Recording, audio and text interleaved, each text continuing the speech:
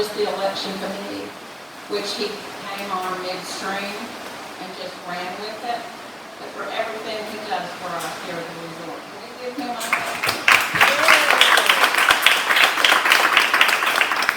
I'd like to welcome y'all to the candidates forum. The way this is going to work is each candidate will be given 5 minutes to make opening remarks regarding their qualifications and the platform of their candidacy. Then we will have the election committee to develop 3 questions to ask each candidate. They will be asked 1 question, answer, 1 question, answer. Second, can you hear me? Right. Second, sorry, okay. Let me go back. I love to hear myself talk. We'll have 3 questions for the candidates, and each will answer the question before we move on to the second and then the third. You'll have 2 minutes to answer each question, and then we will have 3 questions from the community, and again, they will each be asked to answer those questions. Again, it's 2 minutes each. I'm not sure if we're going to have, we are, okay. When it's 5 minutes, it's over. I'll have to come at you and tell you it's over. Then let's see. All right, we're ready.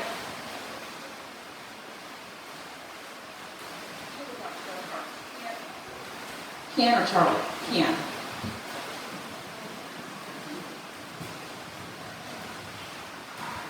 Good afternoon. I am Ken Gallagher. It's an interesting place that we live. It requires us to have more than one perspective. For most of us, it is a beautiful retreat, and we only bring in the outside world when we choose to.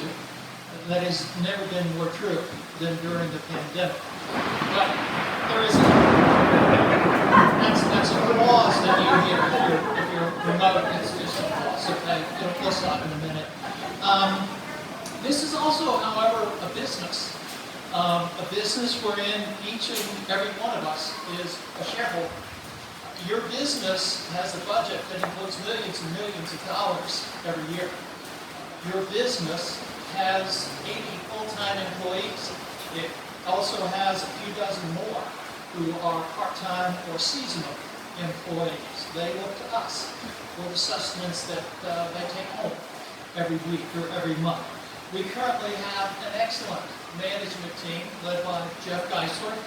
We have a starting lineup that includes people like Food Adam, Golf Adam, Sean Tuck, Chef Charlie, Aaron Pittman, Matt Lovell, and many others.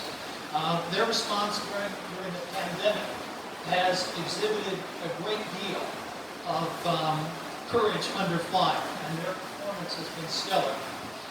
When I got a text saying that the $1.1 billion from our Paycheck Protection Program loan had been deposited to our account, I just happened to be watching the news wherein they were talking about how thousands of businesses across the United States were having difficulty with their application.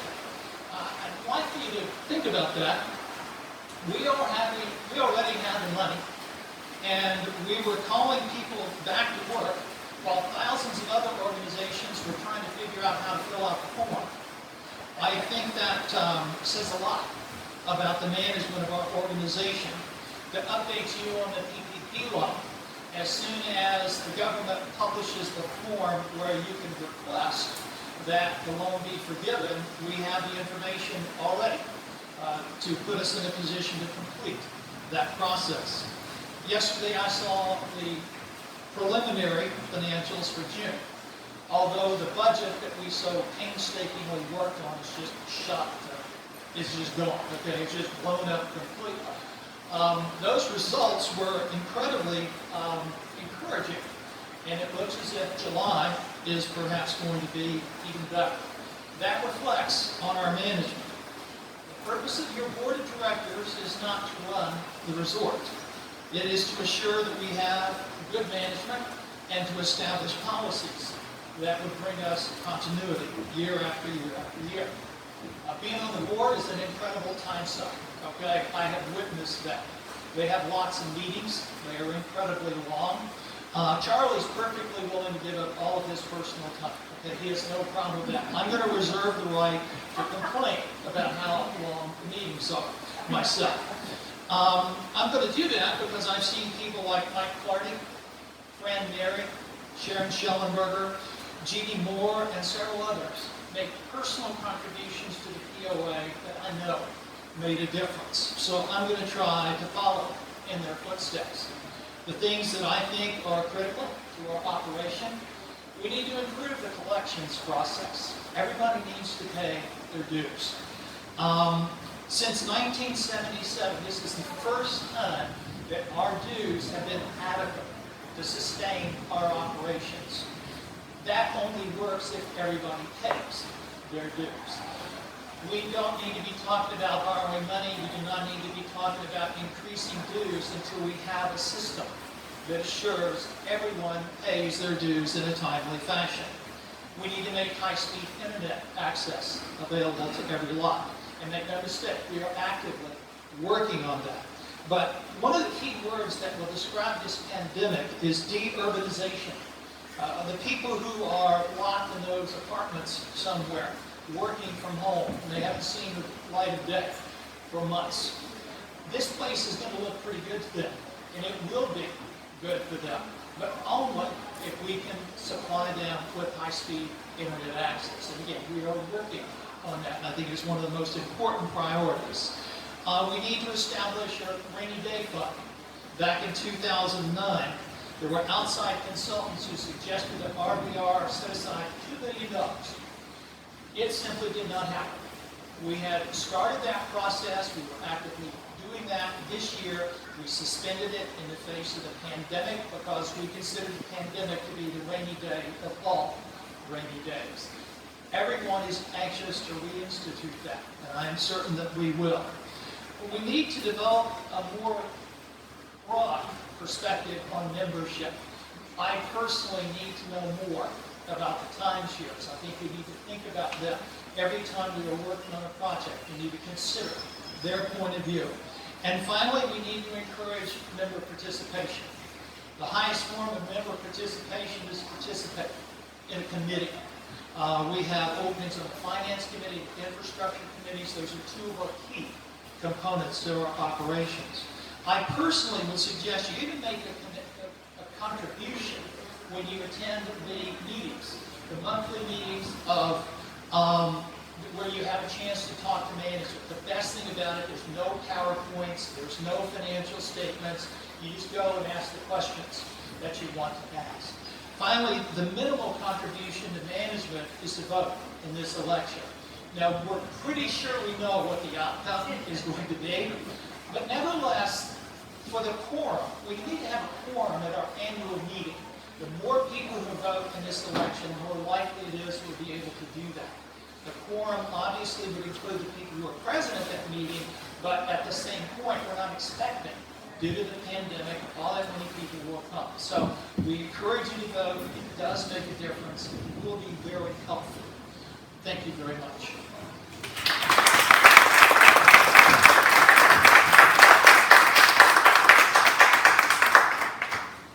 Charlie, the issue of fairness, I've given you 7 minutes. I probably need about 2. Okay. Afternoon, folks. Can I open it over? That was the thunder and lightning that helped you out. Oh, okay. I'll make it short. What he said. You know, honestly, Ken made a lot of good points. I'm not going to reiterate those same things. But what I would rather do is kind of tell you a story. Because we all have a story of how we got here. And our story is, we were looking for a place for a vacation home in western North Carolina.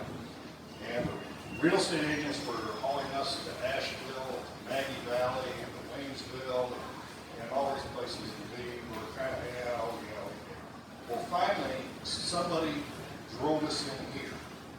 And as soon as we got here, we said, this is where we're going to be. And we focused our search here. We bought a vacation home here in 2005. One of the things that impressed me at that point in time is that we're part of a homeowners association back where we lived in Greensboro. One of the things we complained about with that homeowners association is we paid dues, but we never saw anything happen because of the dues. Now, when we got here, we thought, oh, there's dues here, but look at this. Look at the amenities that are here. Look at the stuff that is, that is available to us, and we were impressed. We thought there was a good value proposition. Now, from 2005 up to the current day, we have done a great job of taking care of our amenities, and that value proposition has slowly declined. One of the things that bothers me the worst is when I heard real estate agents telling people looking at property that look for a non-DOA loan. I don't think there's anything that really rubbed me worse than that statement. And really, to sum up where I'm coming from in terms of serving on the board, I want to restate that value proposition. I want DOA members to feel like they're getting a great value of what they have. And I want the non-DOA people to think, I want to be part of this. To me, that's a singular focus. There's a lot of moving parts. Ken touched on a lot of them. But to me, that's the whole deal. Value proposition for DOA. I thought that would take it.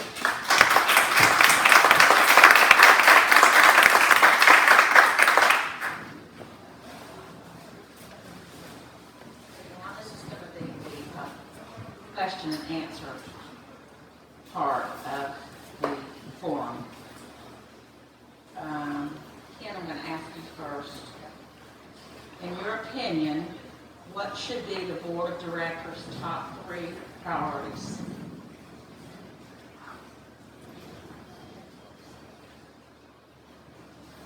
Pretty much already said what I think the top 3 priorities are. The rainy day fund is essential. It's the savings account that we need, so the next time we are afflicted by Mother Nature, we have money that we can go to. We've had fire, flood, we've had pestilence, enough already.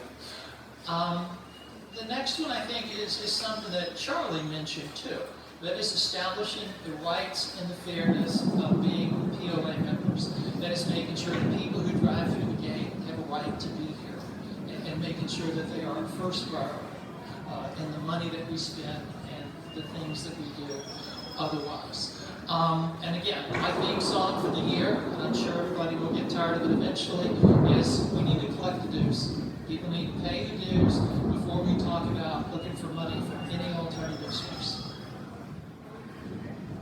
Want me to repeat the question? Yes. In your opinion, what should be the board of directors' top 3 priorities? Okay. And again, I think the collections is one of the big things. Probably those of us that have served on committees and have been involved in the management discussions are aware of the magnitude of this. Not everybody is, but in round figures, 12 to 14%, roughly, of our property owners here are delinquent. That is not right. We have not done a great job of collections in the past. We are in process of ramping that up because it is entirely unfair for someone that is paying their dues to live next door to someone that's enjoying the same thing and not paying their dues. So, yeah, that's probably number 1. Is that 3? Okay. So collections is a big thing. The infrastructure, like I said, we've neglected the maintenance of our infrastructure where we built a pretty large backlog of things that need to be done. I mean, the obvious things are, you see some of the roads are in disrepair. Everybody saw our bridges last year. You couldn't miss that because we kind of got forced into the fact, even though it was being planned, that project got accelerated in a hurry when the flood came and we lost one of the bridges. But there's a large backlog of things that if you do it every year, it's not a daunting task. But if you let 5 years, 10 years of maintenance build up on you, you do have a daunting task. So we've got to stay in front of that. And third, I think we need to tighten up, as we are doing right now. We've started our security, our guest pass policy, who is using this place, and it's become more abuse on some sides as opposed to use. And is everybody paying their fair share of coming and enjoying what's here? So those are my top three. All right. In the next, well, I don't know if I told you, but these are the Board of Elections Committee questions. And then we'll have the community submit questions. So the second question is, given the current pandemic conditions, what additional suggestions do you have for the resort?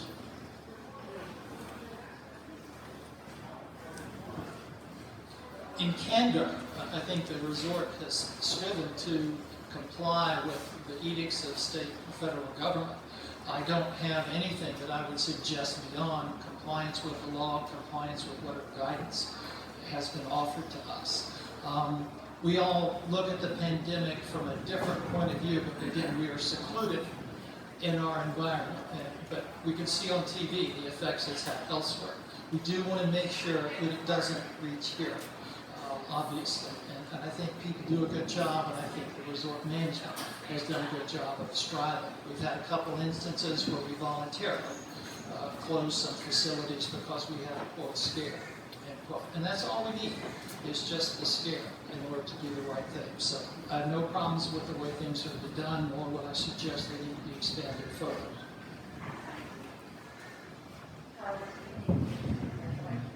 No, I got it. What I would say is this isn't over.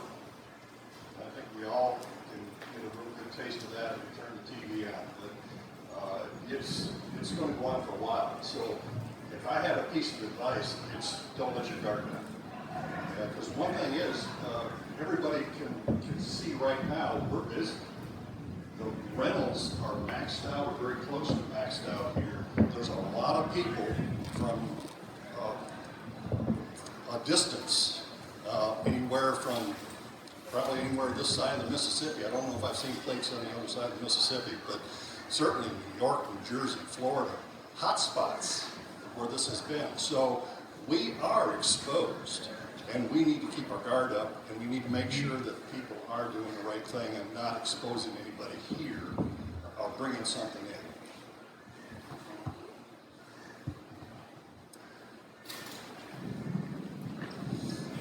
Our last question from the committee. What suggestions do you have to increase community involvement?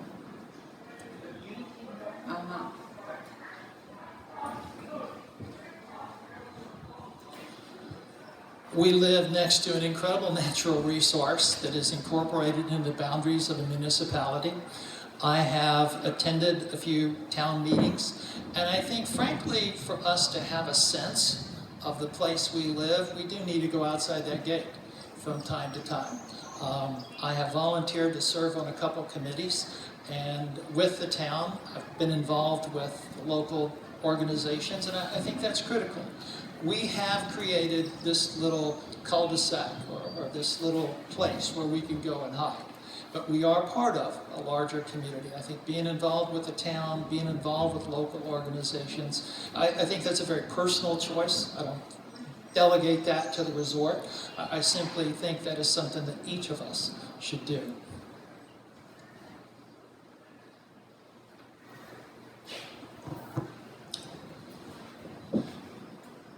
Think about community involvement in a little different way. In terms of our own community, there are a lot of folks here that are quiet. They keep to themselves. They don't get involved. so forth. I think our community involvement can start internally, that, understand what's going on, participate in forums like this or POA meetings or something. If you have concerns, voice them. Don't necessarily listen to your neighbor that's passed down a rumor that's been passed down about 10 times before that, to where the truth is evaporated before it got to him. I hear things repeated that disturb me, because I'm thinking, how did it ever get to that point? But as it gets passed from person to person, it becomes truth to them. And I think we help to spread word internally about what's going on here. That also spreads outside the gates. And more folks here will feel more part of the local community as well as part of our own development. We're moving now to the community submitted questions, and I have to tell you, I think they were excellent questions. Number one, are you as a board member candidate aware of the amount of time required to participate in additional functions such as committee meetings, workshops, and long-term projects, just to name a few? What experience do you have managing multiple responsibilities?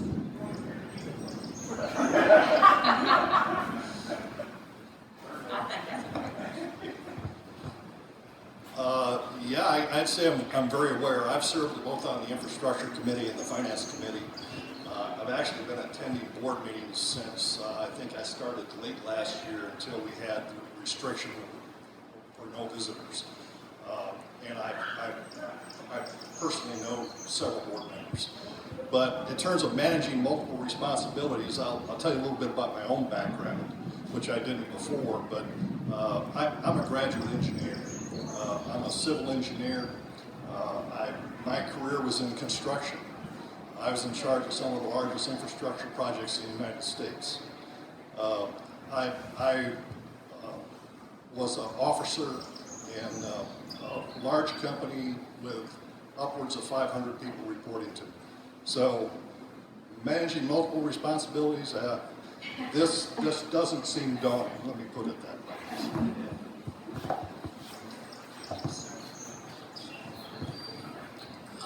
Just some statistics. Every board member goes to a meeting every month for the board. Every board member is connected as a liaison to one of the subcommittees. Some of the subcommittees meet once a month, some of them meet twice a month. If you're an officer of the board of directors, you're basically on call. You get involved in lots of meetings. I've heard estimates from 80 to 100 meetings a year. Some last 10 minutes, some last 4 hours. I have watched board members deal with their responsibility. Again, it is a time suck. There is no question about that. In terms of the ability to manage multiple priorities, my last career, I was self-employed. I had a partner in my business, and we presented programs for the banking industry. I might be in Chicago tomorrow, but be working that night on a program for Dallas in 2 weeks. So yes, I'm very comfortable having lots of things going on at a time. My current time is divided between walking and collecting golf balls. So I'm ready to up my game just a little bit.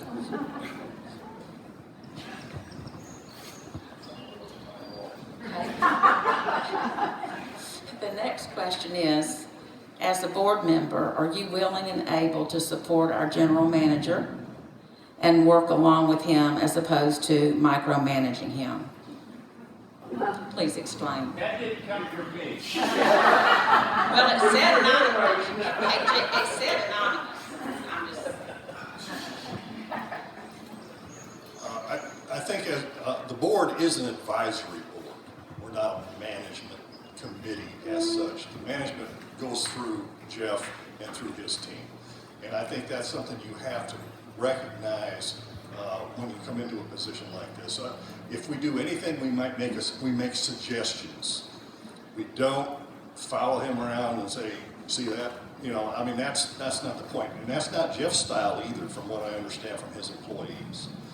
He's very good at empowering people to do their job. And I think that's what the board needs to do, is empower the person to do their job. And at the same time, they are an advisory board to give him suggestions, some level of oversight, but it's not a micromanagement situation. I'll say the same thing, just a little bit differently. I think the board exists so the membership in general does not micromanage Jeff, okay? Just think about how many calls he would get if he wasn't dealing with the board of directors. So we're supposed to be the funnel that brings that down to a manageable level where he can respond to a board rather than 15 phone calls on the same topic. I'm not promising you don't get the 15 phone calls. I know better than that. But it is not the board's job to manage. It is our job to find good management, to set long-term priorities, not to discuss when we paint the lines in the parking lot.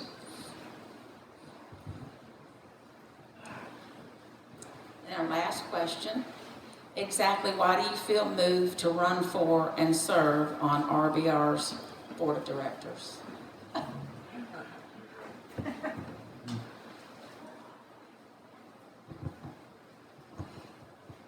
Probably the short answer is character fault, but beyond that, I guess I'm the kind of person that doesn't have a whole lot of tolerance for backseat running. I mean, if you want to be part of something, if you want to do something that is positive in terms of something you believe in or something you're part of, you need to step up and do it. I feel it's kind of a personal responsibility issue, because it's easy for me to sit on top of the mountain and say, boy, that looks stupid. I wonder why they did that, and then tell the neighbor, and by the time it gets down to the bottom of the mountain, they're thinking these people are totally worthless. I mean, that's the fear I have of non-participation, why I made the comment before. To me, it's a personal situation. Do something positive to help the situation. Move it, help move it along in the direction that you think is the way to go. I have already alluded to this, but I'll go back to it. When we moved here, I expected to make friends, get to know a lot of people. Something that happened that I did not exactly anticipate is I also met people I admired. There are people here who make a contribution. It is a visible, sustainable contribution, and all the time that they do it comes out of their own pocket. It is not with a great deal of excitement that I offer to do this, but it is something I have seen other people do.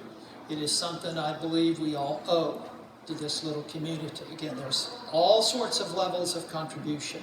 I think this is probably the highest level of contribution. But if other people are willing to do it, I have no excuse for not doing it myself. Okay, thank you very much. I hope you all enjoyed meeting the candidates.